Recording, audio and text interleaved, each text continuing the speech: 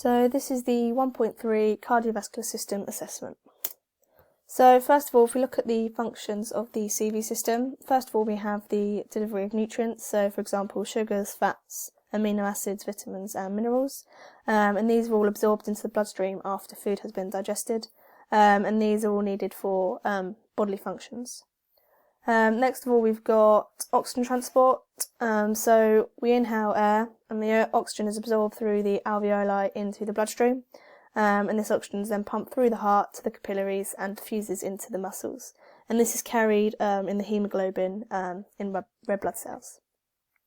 We then have the removal of waste products, so for example carbon dioxide and lactic acid. The carbon dioxide is removed by exhalation. This is also absorbed into the bloodstream and transported to the lungs, where it diffuses through the alveoli across the capillary network and is then exhaled. We then have our protection from infection, so white blood cells within the blood, and these fight infection, and they do this by sending chemical signals that travel through the bloodstream, which transport infection-fighting cells known as antibodies to the infection site to fight them off. We then have our clotting function, which is done by platelets, and these help clot the blood, so when we cut ourselves, and they just clot the blood to prevent any blood loss. And last but not least, we have thermoregulation. So for example, what we need is an optimal functioning of the body, which occurs within a narrow temperature range, so it has to be tightly regulated.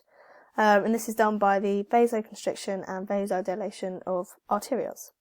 So if temperature increases, for example, when we do exercise, we need to release sweat, so the arterioles will dilate to allow heat to be released through the skin, through the capillary beds in the form of sweat. And if temperature drops, then the arterioles will vasoconstrict to conserve the heat. So the role of a heart as a dual pump, it just basically enables a constant supply of oxygen to the muscles during exercise and at rest, as blood is being associated with oxygen at the lungs and dissociated at the muscles all in one heartbeat. So you're getting both the pulmonary circuit and the systemic circuit taking place in one heartbeat. So as you can see here, we've got a pulmonary circuit and a systemic circuit, which both have different jobs. So the pulmonary circuit will carry carbon dioxide rich blood from the heart to the lungs and back to the heart again, and the systemic circuit will carry oxygen rich blood from the heart to the rest of the body and back to the heart again. So the route in which the pulmonary circuit takes is from the right ventricle. The deoxygenated blood will go from the right ventricle through the pulmonary artery here to the arterioles, and then to the lungs at the capillaries here, and then oxygenated blood will go into the left atrium via the pulmonary vein.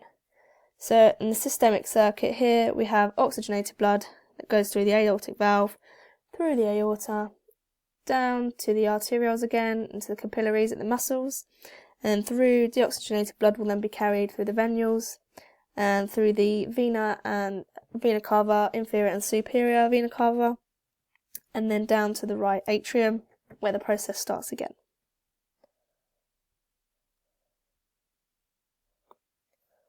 So now looking at the heart anatomy, if we look firstly at the layers of the heart, we can see there are three distinct layers. The endocardium, which is the inner lining of the heart, the myocardium, which is the thickest layer you can see, and that consists of cardiac muscle. And what this means is that the heart is myogenic, so this muscle allows the heart to beat on its own without any conscious control over it. And then we have an outside layer which is known as the epicardium, and this has the job of preventing any friction.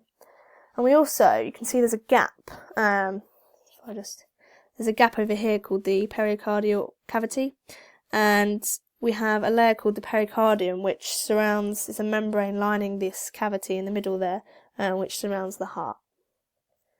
And then if we move on to the structure of the heart, if we look at this diagram here, we can see that there are two atria, the left atria and the right atria, and we have two valves here, the bicuspid and tricuspid valve. You may also see the mitral valve. This is also known as the bicuspid valve, and these just connect the atria to the ventricles. And we then allows blood to flow from the atria into ventricles, and then we have our left and right ventricles here. Now, it's not visible in this diagram, but the left ventricle will have a thicker muscular wall because it needs to pump blood out at a higher pressure. So, as it has a large distance to push blood, so it will be thicker to allow this to happen. And then we have our chordae tendineae. Here you can see. And these just allow the valves here to open in one way and shuts them after once the blood's gone through, and it prevents the flaps opening any other way, so it just allows a one-way flow of blood. And then you can see here we've got our papillary muscles, and these just basically attach the chordae tendineae to the heart muscle. And then last but not least we have these two valves here, our semilunar valves, aortic valve and pulmonary valve, and the aortic valve carries oxygenated blood through the aorta to the body, and the pulmonary valve will open to allow deoxygenated blood to the lungs. So here we have the cardiac cycle, and just an overview of this. The cardiac cycle is the contraction and relaxation of the heart. So systole will be the contraction and diastole is the relax phase, and both systole and diastole will occur in one heartbeat.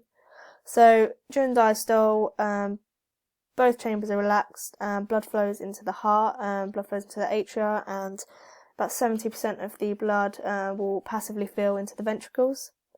During atrial systole, the atria will both contract, which will push the opening, causing the bicuspid and tricuspid valves to open, pushing the remaining 30% of the blood into the ventricles, and this is just the active filling of the ventricles. And then last but not least we've got ventricular systole, which means that the ventricles contract, which pushes the blood out of the heart around the body and to the lungs.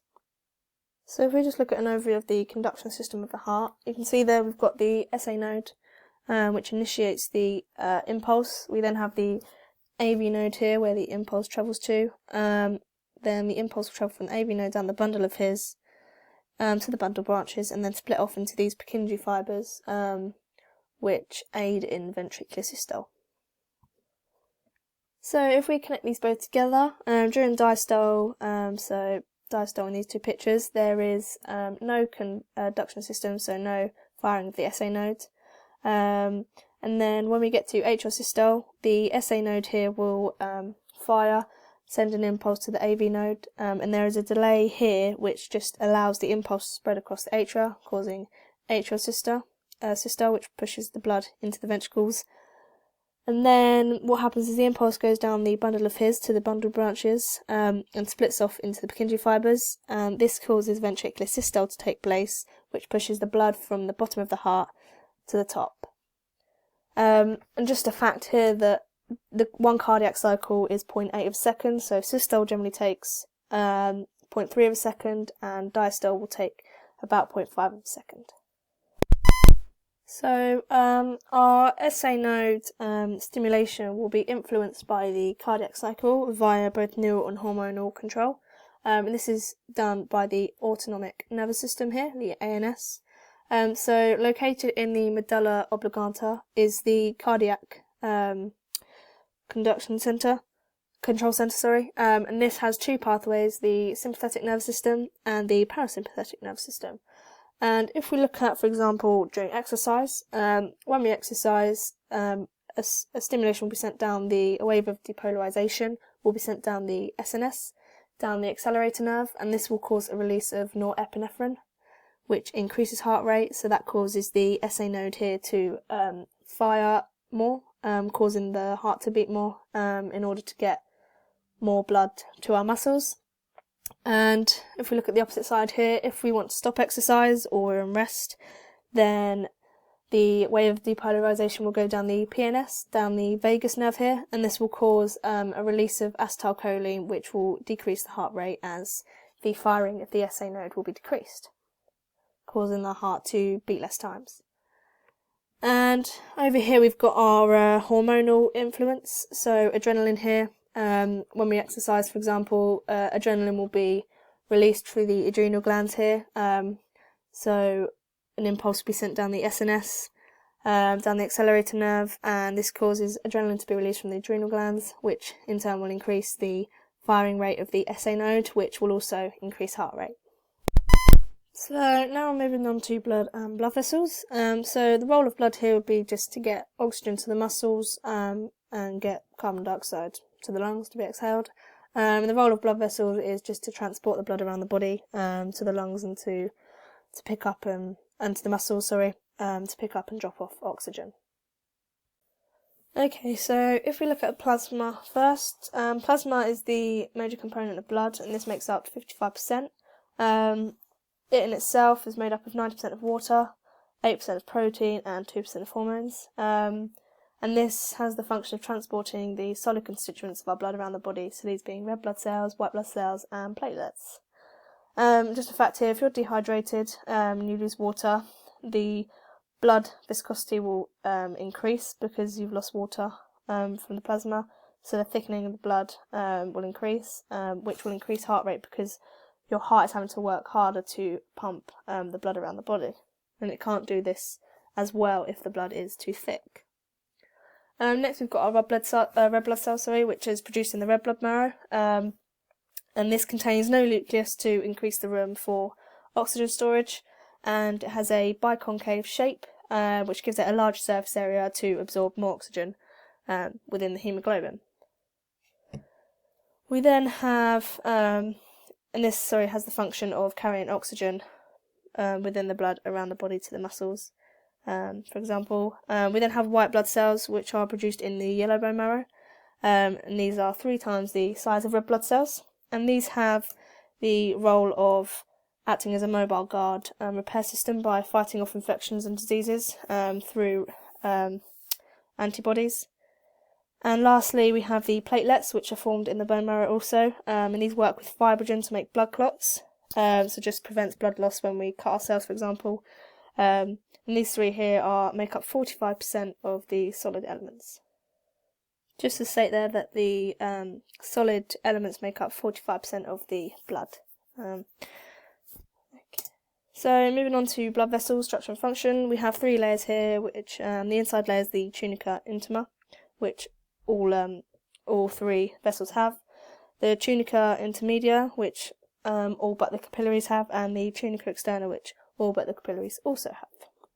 So if we look at arteries first, their structure, they have a thick muscular elastic wall, which enables them to expand and recoil, so expanding to push the blood through and recoil after the blood's gone through, and their function is to carry blood away from the heart under high pressures. We then move on to arterioles here. These are structured to be branches of arteries that lead to capillaries. They have no elastic layer, they just have more of a muscular layer to push the blood through to the capillaries. And their function is to control the distribution of blood, so they'll dilate to increase blood flow and constrict to decrease blood flow. If we then move on to capillaries here, capillaries are 1 cell thick, and they only contain an endothelial layer, and this just allows them to have the function of gas exchange, so they are 1 cell thick to provide a short diffusion pathway to supply oxygen and remove carbon dioxide efficiently. We then move on to venules here. These are larger than capillaries but smaller than the veins, and these just simply drain the blood from the capillaries into the veins. And these don't have a smooth muscle layer because no contraction is needed here, so they don't need that layer. And then finally, looking at veins, they have a large lumen to allow blood back to the heart, and they have smaller elastic and muscular layers here because blood here at this point will be under low pressure as it's not being forced out of the heart, and they also contain valves, which you can't see here, which just aid in a one-way flow of the blood back to the heart. Now lastly, if we just look at the capillaries here, there are precapillary sphincters, which are bands of smooth muscle, and when they are relaxed they allow flow to go through to capillary beds, and when they constrict they decrease the flow, and this is controlled by the autonomic nervous system. Okay, so just looking at this overall picture here, as you can clearly see, arteries have thicker muscular walls for their function of pushing blood out of the heart, whereas veins here need to get blood back to the heart, so we'll have a large lumen to restrict any resistance that is placed upon them. Thank you.